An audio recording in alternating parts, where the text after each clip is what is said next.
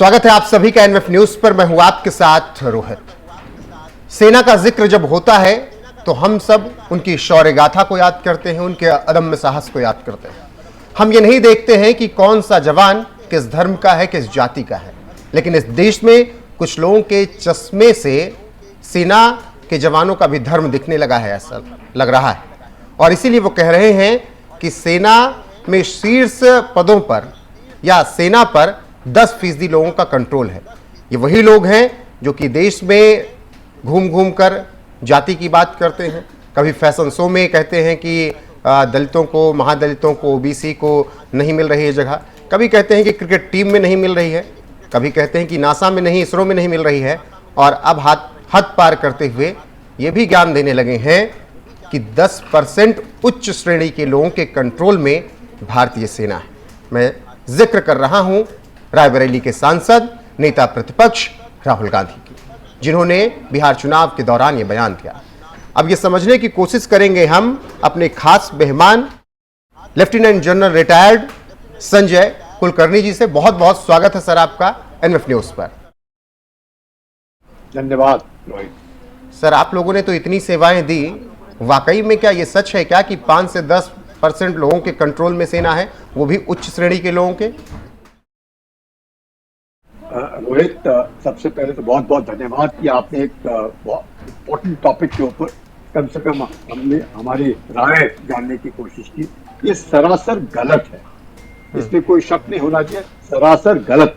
और इस तरह के बयानबाजी से हम लोगों ने अपने आप को दूर रखना चाहिए। और खासकर जो लोग इस तरह के इम्पोर्टेंट पदों पर होते हैं, इम्पोर्टेंट अपॉइंटमेंट में होते हैं, इम्पोर्टेंट पोजीशन में होते हैं, और खासकर जिनके परिवार ने 45 साल से भी ज्यादा इंडिपेंडेंस से लेकर के काफी सालों तक लगातार 45 साल 47 साल तक राज किया है, तो क्या ये सच हो सकता है?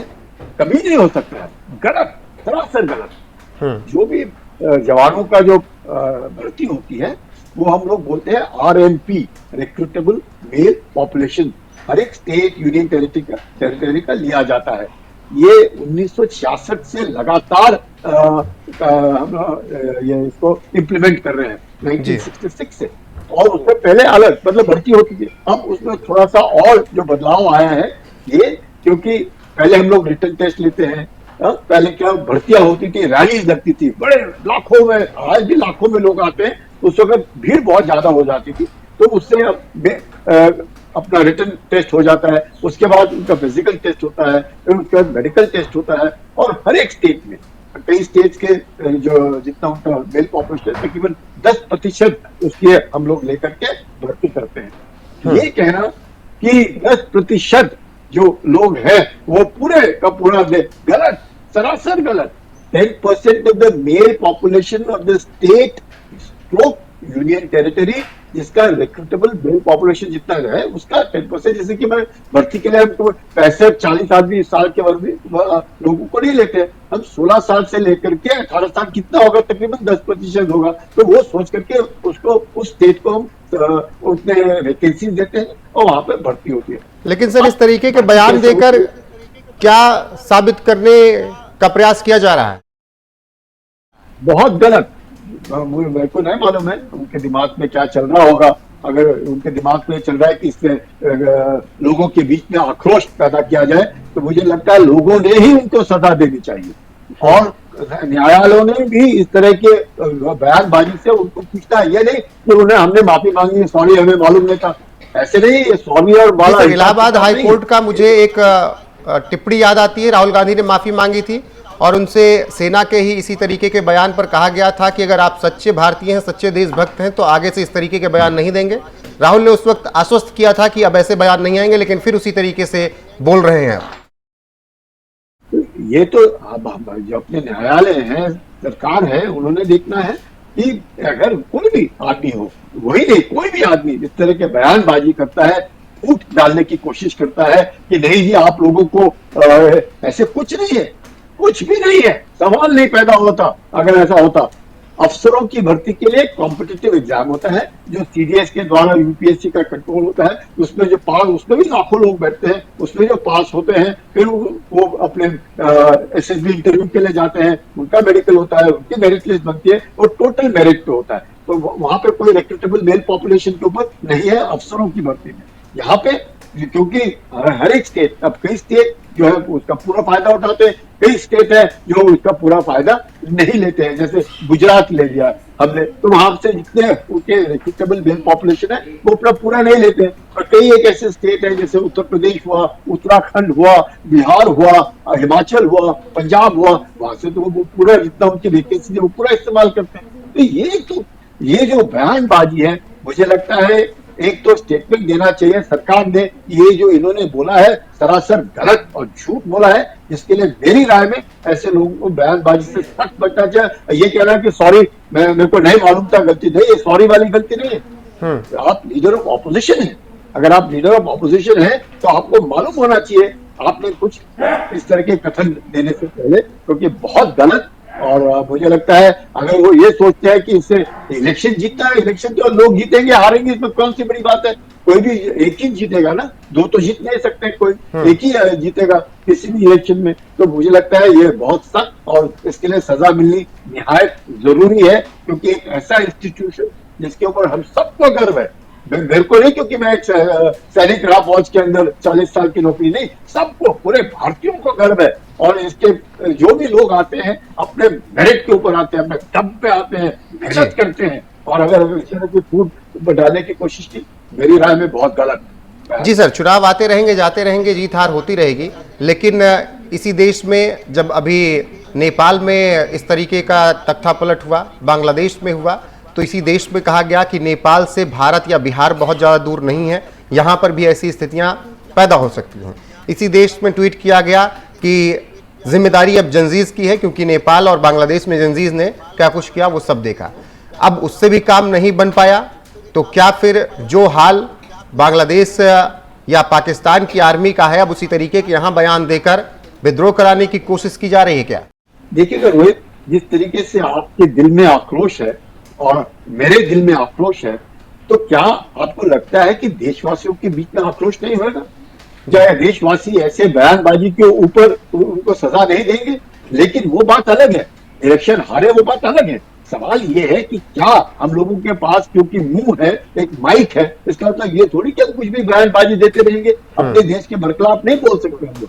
अगर आपको किसी चीज के है आप बोलिए, भाई इस तरह की बयानबाजी देना, इस तरह का ये कहना कि वो हो जाएगा, ये हो जाएगा, और मुझे आश्चर्य ये होता है कि हम लोग इनको क्यों नहीं, ऐसी चीजों के ऊपर ऐसे लोग जो बयानबाजी करते हैं, जो देश विरोधी बयानबाजी है, उनको न्यायालय में जाकर के खड़ा करना चाहिए। 24 और 72 घंटे के अंदर जो मन में आए बोलते रहे, जो मन में आए, जिसके मन में आए बोलते रहे, क्योंकि भारत में तो कोई आजादी नहीं है तो रिस्ट्रिक्शन भी है फ्रीडम के ऊपर। आपके पास अगर राइट है तो रिस्ट्रिक्शन ऑन ये नहीं freedom of speech. Freedom of speech किसका ये थोड़ी कि आप किसी कुछ भी जो मन में आए बोलते रहेंगे, नहीं, गलत बात है।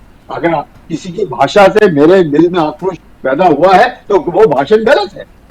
ये इस तरह का कहना कि क्योंकि उस देश, अरे वो देश अपना है, अपने देश के बारे में बात करो। हम अच्छे अपने देश में अगर कोई गलती है तो गलती होगी। वैसे तो मैं कह रहा कि हमारा देश है दूध से धुला है, बिल्कुल दूध से धुला नहीं है। हमारे देश में काफी खामियां हैं, इसमें कोई शक नहीं है, करप्शन है, काफी खामियां हैं, लेकिन उसको दूर करने की जिम्मेवारी किसकी है? हमारी है। हम लोगों ने यकीन करना है। अगर करप्शन है तो मैं जो देता हूँ मैं भी उतना ही गुनहगार हूँ जो लेने वाला है। अब मेरे में अगर हिम्मत नहीं है देने वाले के बरखिलाफ बात करने की, तो क्यों मैं करता हूँ? अगर मैं कहता हूँ नहीं साहब मुझे तो लाइसेंस ऐसे मिल जाता है, तो ऐसे कैसे मैं बोलता हूँ?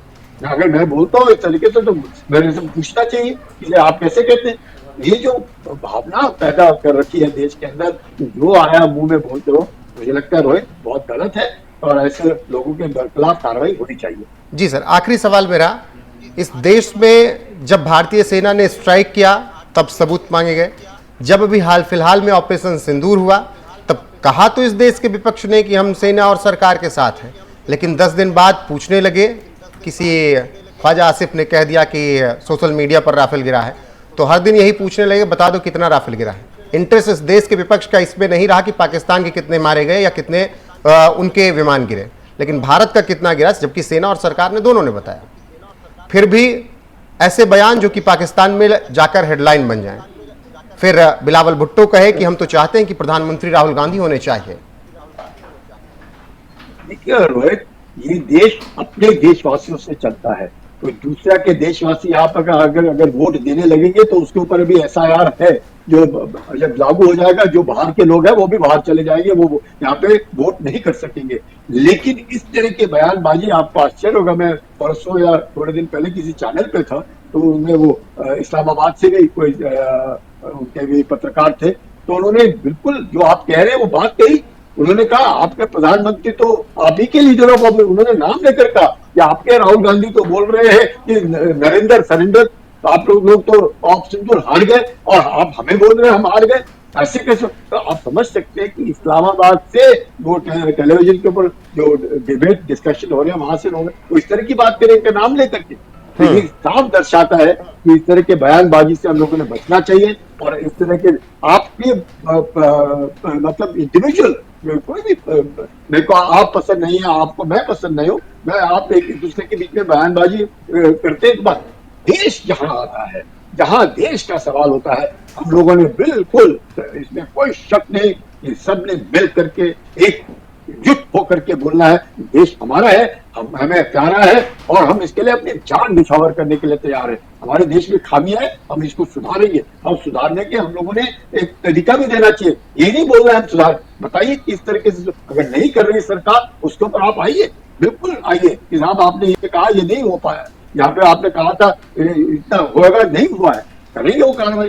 लेकिन बयानबाजी, झूठ बोलना मुझे लगता है सरासर गलत और सजा मिलनी, और इस तरह के बयानबाजी से बचना चाहिए। ठीक है, देश का सवाल आता है। बहुत बहुत शुक्रिया सर आपका जुड़ने के लिए और विस्तार से ये साझा करने के लिए, जो 40 साल की नौकरी में आपने देखा और जो प्रोपोगेंडा सेट किया जा रहा है कि 10% लोग, वो भी उच्च श्रेणी के, सेना पर कंट्रोल कर रहे हैं या बड़ी संस्थाओं पर कंट्रोल कर रहे हैं, उस पर आपने अपनी विस्तार से राय रखी। दर्शकों को समझ में आ गया होगा कि चुनाव जीतने के लिए तमाम बयानबाजियां होती रहती हैं, लेकिन देश रहना चाहिए और देश की बात रहनी चाहिए। बहुत बहुत शुक्रिया सर हमारे साथ जुड़ने के लिए आपका।